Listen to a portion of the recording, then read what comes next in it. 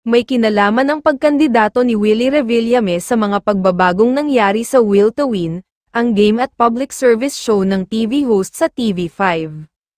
Ikinagulat ng mga sumusubaybay sa Will to Win ang biglang pagkawala ng mga co-host ni Willie noong nakaraang linggo.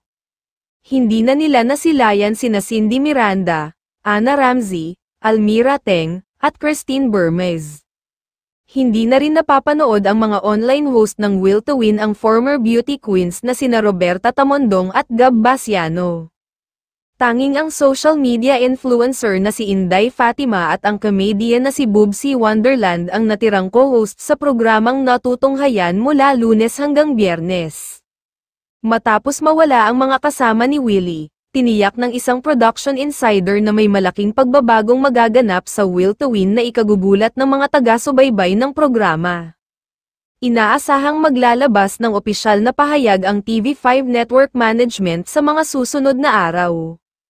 Ang nasa kontrata raw ni Willie Revillame at ng TV5, mag-host siya ng Will to Win sa loob ng 3 taon at wala munang politika. Pero sinasabi ni Willie na nagpalit siya ng isip dahil na-realize niya na mas marami siyang matutulungan kung nasa pwesto siya kaysa sa kanyang show lamang siya. Kinausap naman daw niya ang chairman ng TV5 at pinayagan siya, kaya tumakbo siya. Mananatili raw host si Willie ng kanyang show hanggang February 10 na lang.